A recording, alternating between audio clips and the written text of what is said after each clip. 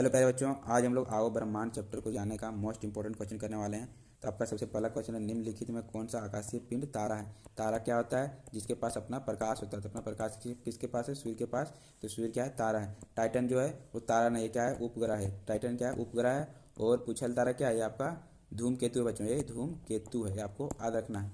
अब अगला क्वेश्चन है कि इनमें से कौन पिंड ग्रह नहीं है? ग्रह कौन नहीं है? तो देखिए बच्चों, यहाँ पर मंगल ग्रह, शनि ग्रह, बुध ग्रह, सीरियस ग्रह नहीं है। सीरियस क्या है? एक तारा है। सीरियस एक तारा है। अब अगला क्वेश्चन है कि सौर परिवार का सबसे गर्म ग्रह कौन है? तो सबसे गर्म ग्रह है जो बच्चों, वो आपका शुक्र है। कौन है? शुक्र है। बृहस्पति जो है वो सबसे बड़ा ग्रह है और बुध सबसे छोटा ग्रह है। बुध जो है सबसे छोटा ग्रह है। टाइटन क्या है? ग्रह नहीं, एक उपग्रह है। ठीक है। अगला क्वेश्चन है कि निम्नलिखित में कौन सा बल सौर परिवार के सदस्यों को बांधे रखता है? तो आपका गुरुत्वाकर्षण बल है, जिसके कारण सौर परिवार के सदस्य मतलब ग्रह, उपग्रह, पृथ्वी आपस में टकराते नहीं। किस कारण? गुरुत्वाकर्षण बल के कारण। अब अगला क्वेश्चन है कि हमारे सौर परिवार में कितने ग्रह है? टोटल 8 ग्रह है। कौन कौन? सबसे पहला आपका बुध, शुक्र, फिर पृथ्वी, फिर मंगल, फिर बृहस्पति, फिर शनि, फिर वरुण और फिर अरुण और फिर वरुण है बच्चों। ठीक है। अब अगला क्वेश्चन है कि सौर परिवार का सबसे बड़ा ग्रह कौन है? तो सबसे बड़ा ग्रह है बृहस्पति। कितना बड़ा है? ये जितने भी सारे ग्रह है यदि सबको मिला दें, एक तरफ रख दें और एक तरफ सिर्फ फिर बृहस्पति को रखें, तो उससे भी ये 2.5 गुना बड़ा है। मतलब 2.5 गुना बड़ा कौन है? आपका बृहस्पति बड़ा है। अब अगला क्वेश्चन है कि सौर परिवार का सबसे छोटा ग्रह कौन है? सबसे छोटा है बुध है। ठीक है। और सबसे बड़ा कौन था? बृहस्पति था।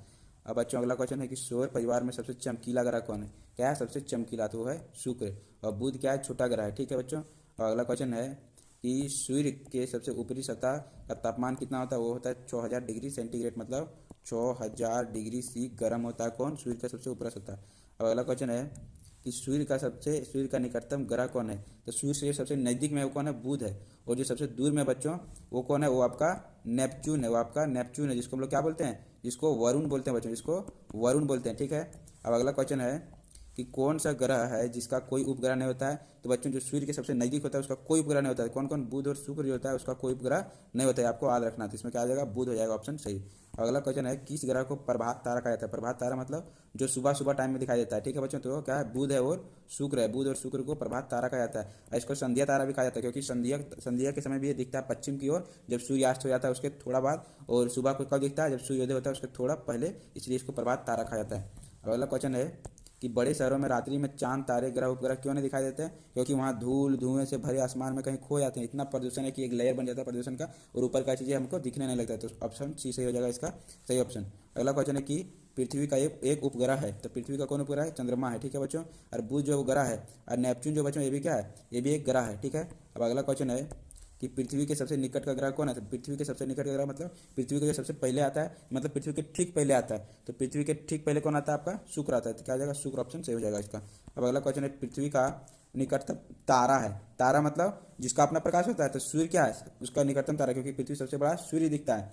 ठीक है बच्चों। अब अगला क्वेश्चन है कि सूर्य के बाद हमारे निकटतम तारे से पृथ्वी की दूरी कितनी है? तो सूर्य के बाद जो हमारे निकटतम तारे की पृथ्वी की दूरी है वो है 4.22 प्रकाश वर्ष। ये बहुत बड़ा ऐसा ये बहुत बड़ा मात्रक है प्रकाश वर्ष। क्या? दूरी का। ये दूरी का मात्रक है, क्योंकि किलोमीटर में हम लोग नहीं नाप सकते हैं। वो इतना दूरी होता है कि किलोमीटर में नहीं नाप पाएगा, वो बहुत ज़्यादा हो जाएगा, लाखों करोड़ों में हो जाएगा। इसीलिए इसको प्रकाश वर्ष में मापा जाता है। कितना है? 4.22 प्रकाश वर्ष इसका दूरी।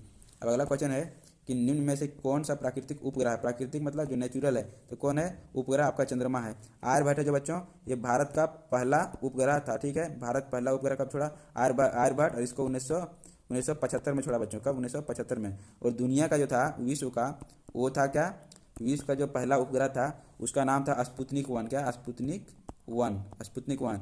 इसको दुनिया छोड़ा था कि कब? मतलब विश्व का जो पहला था वो कब छोड़ा था? इसको 1957 में छोड़ा था। 1957। आज कैसे रखेंगे? देखिए यहाँ पर लास्ट में क्या 75, यहाँ पर 7 और 5 है। यहाँ पर क्या करना है? 5 और 7 कर देना है, बस। ये दुनिया का है।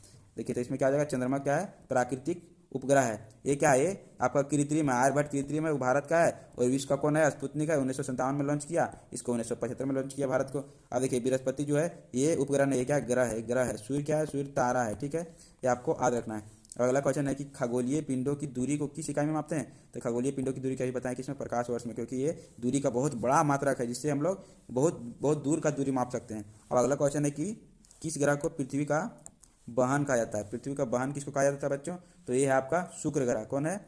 शुक्र ग्रह। शुक्र ग्रह को पृथ्वी का वाहन कहा जाता था। इसी के साथ आज का लेक्चर होता है यहीं पर समाप्त। यदि किसी को हमारे टेस्ट देना, ऑनलाइन टेस्ट, तो हमारे टेलीग्राम चैनल पर जुड़ें, उसका लिंक डिस्क्रिप्शन बॉक्स में मिल जाएगा। तो इसी के साथ आज का लेक्चर यहीं समाप्त होता है। Thank you.